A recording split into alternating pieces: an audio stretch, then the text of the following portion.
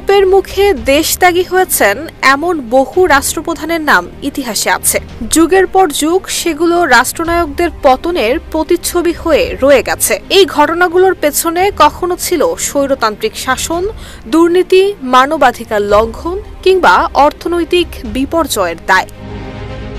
ইরানের মোহাম্মদ রেজা শাহ পাহলভি ১৯৭৯ সালে ইসলামী বিপ্লবের মুখে দেশ ছাড়েন। প্রথমে তিনি মিশর, তারপর মরক্কো, বাহামাস, মেক্সিকো ঘুরে শেষ পর্যন্ত যুক্তরাষ্ট্রে আশ্রয় নেন। চিকিৎসাধীন অবস্থায় তিনি সেখানেই মৃত্যুবরণ করেন। ফিলিপাইনের প্রেসিডেন্ট ফার্দিনান্দ মার্কোস ১৯৮৬ সালে পিপল পাওয়ার আন্দোলনের মুখে পদত্যাগ করে হাওয়াইয়ে পালিয়ে যান। ক্ষমতায় থাকার ২ দশক পর তিনি সপরিবারে নির্বাসনে গেলে সেখানেই মৃত্যুবরণ করেন।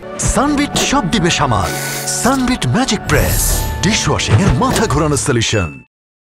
হাইতির জিন বার্ট্রান্ড অ্যারিস্টিড ১৯৯১ সালে সেনা অভ্যুত্থানে ক্ষমতা হারিয়ে যুক্তরাষ্ট্রে আশ্রয় নেন। পরে ২০০৪ সালে দ্বিতীয় অভ্যুত্থানের পর ফের দেশত্যাগে বাধ্য হয়ে দক্ষিণ আফ্রিকায় নির্বাসনে থাকেন। তিউনিসিয়ার প্রেসিডেন্ট জিন আল আবিদিন বেন আলী ২০১১ সালে আরব বসন্তের সময় ক্ষমতা হারিয়ে সৌদি আরবে পলায়ন করেন। তিনি আর কখনোই তিউনিসিয়ায় ফিরে আসতে পারেননি এবং সেখানেই মৃত্যুবরণ করেছেন।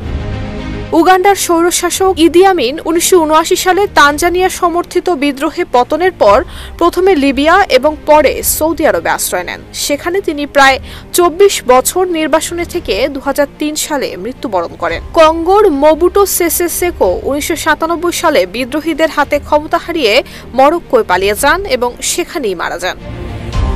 পাকিস্তানের প্রাক্তন সামরিক শাসক পারভেজ মুশাররফ ২০০৮ সালে পদত্যাগের পর শেরশাহ নির্বাসনে যুক্তরাষ্ট্র এবং দুবাইয়ে যান। পরে দেশে ফিরলে রাজনৈতিক মামলায় বিচারের মুখে আবারও বিদেশে চলে যান এবং ২০২৩ সালে দুবাইতেই তার মৃত্যু হয়। শ্রীলঙ্কার গোতাবায়া রাজাপাকসে ২০২২ সালে ভয়াবহ অর্থনৈতিক সংকট এবং গণবিক্ষোভের মুখে দেশ ছেড়ে মালদ্বীপ, সিঙ্গাপুর এবং থাইল্যান্ডে পালিয়ে যান। পরে পরিস্থিতি শান্ত হলে তিনি দেশে ফেরেন। সবশেষে ২০২৪ সালে কোটা আন্দোলন ঘিরে বাংলাদেশে গণবিক্ষোভ শুরু হলে গত বছরের ৫ আগস্ট দেশত্যাগ করেন সাবেক প্রধানমন্ত্রী শেখ হাসিনা। এসব উদাহরণ থেকে স্পষ্ট, যখনই জনগণের ক্ষোভের সীমা ছাড়িয়ে যায় তখনই রাষ্ট্রপ্রধানদের জন্য ক্ষমতা আর নিরাপদ আশ্রয় দুটোই হয়ে পড়ে অনির্বচনীয়। শাসকরা হয় পদত্যাগ করেন নয়তো পালিয়ে যান। বাধ্যতামূলক পরিণতি হিসেবেই ঘটে এই নির্বাসন। নুসরাত জাহান মেহেক, ঢাকা পোস্ট।